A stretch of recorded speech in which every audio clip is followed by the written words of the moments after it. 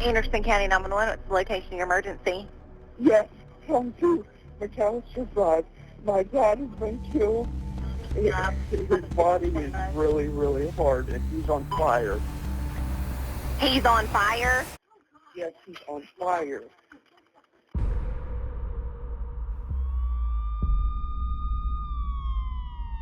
Anytime you receive a call from dispatch, you try to mentally rehearse what you're about to see.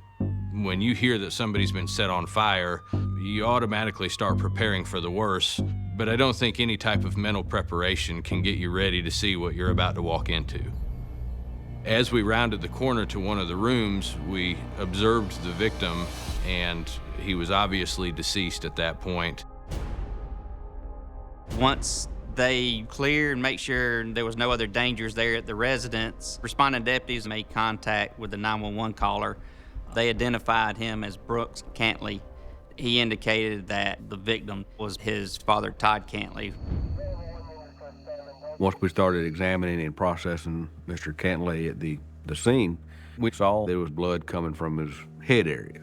His head has just got beat with some sort of blunt object. To the left of the victim was a Zippo lighter fluid can with a hole in it. And in the same proximity was a steak knife. It looked like somebody punctured that and just doused him with lighter fluid and then set him on fire. The victim also had some small puncture wounds around his neck area.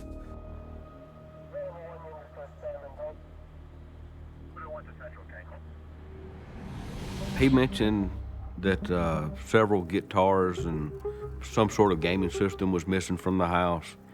So that leads you to believe that, somebody came in there, burglarized the house, and would be more than likely the same person that killed Mr. Cantley.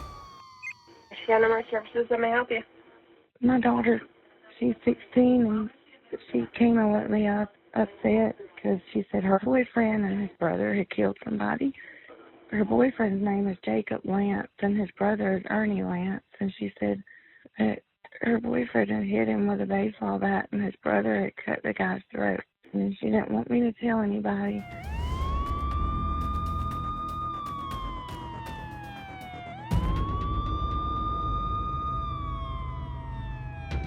Once the suspects were taken into custody and a search warrant was conducted on their residence, the detectives did find a gaming system hidden within a couch or a cushion inside the residence. We also find that 5 guitars. Both Ernie and Jacob were transported separately to our holding cells at the sheriff's office. We decided to talk to Jacob first because he's the younger of the brothers. At the time, he was 19. We figured that he would be easier to talk to, break down, so to speak, during the interview. What am I here for? Well, you know what you've done, haven't done. We expect honesty, okay? So right now, I've got you charged with murder and burglary. How? Well, that's what we're talking about. What is the evidence? We've got evidence all over the place. Because if you don't have real evidence, then I shouldn't be locked up. If I don't have real evidence, you wouldn't be sitting right here, right? Well, I ain't done nothing. I wouldn't have stolen guitars at your house. I wouldn't have stolen guitars in your car. Don't mean I killed somebody. Don't mean I ran up in somebody's house. We never said he ran up in somebody's house. We said he's there for murder. You didn't say about running up in anybody's house. I don't care if you tell us what happened or not. I can prove what all happened last night without you telling me, okay? I ain't got time to sit here and listen to a whole bunch of bull lies. Why is it all on me? Not all on you, but we're here to talk about you. I was a driver. I wasn't no accessory or anything. You was a driver. What did you drive and do? Did you get my brother Ernie's statement? Add it up. We're talking about you. He doesn't know if we've interviewed his brother already or not. And I think in his mind, he's running to the fact of, well, if they would only know that is if Ernie said it. So now he's questioning the loyalty between the two. So yeah, I sell weed. Brooks, he's a regular customer for me. And he was buying some like 2 grams worth of light off of me. I gave it to him. He handed me the money. And then he said that I ripped him off. And his dad, about 2 weeks ago, he called and he just kept saying, I'm gonna get county on you. So last night, I went and I was hanging out with Ernie. My brother, he was like, I'm down on child support, I need money. Went to Brooks' house. We just were stalking the house.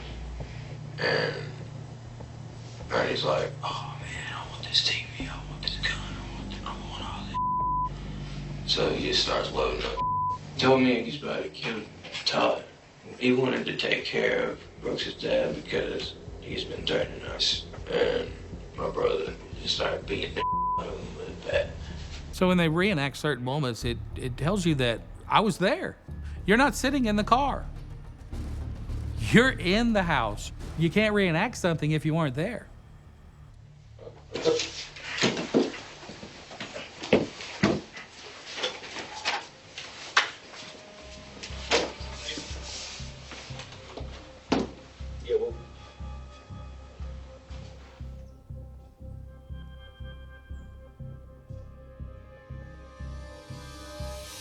What's this referring to?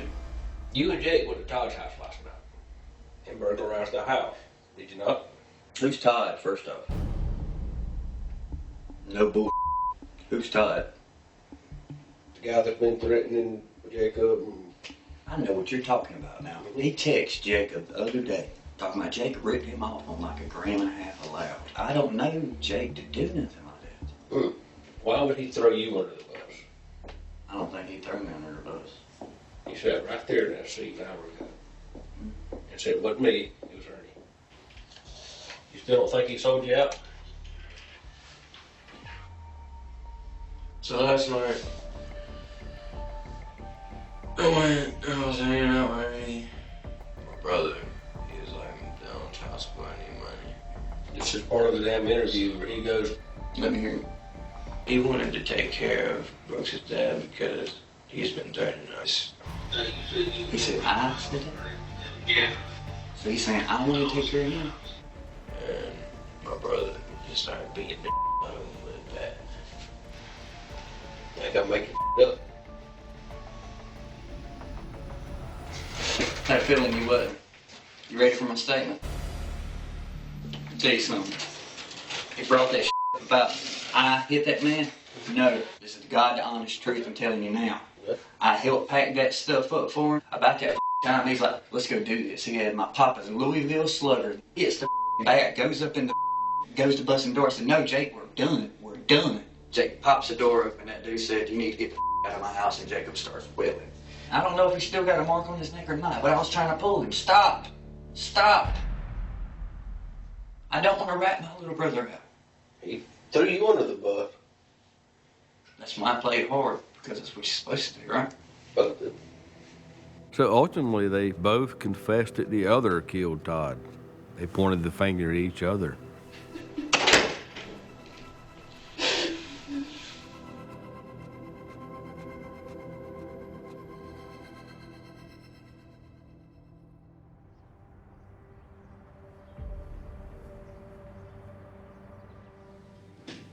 At the end, Jacob and Ernie Lance both pled guilty to 2 counts of manslaughter, burglary, and third-degree arson. Neither one of them took ownership. It was always the other one. It's very striking because usually somebody eventually says, I did it. But with these two, no, neither one's going to tell you. To this day, I don't think they even get along or speak.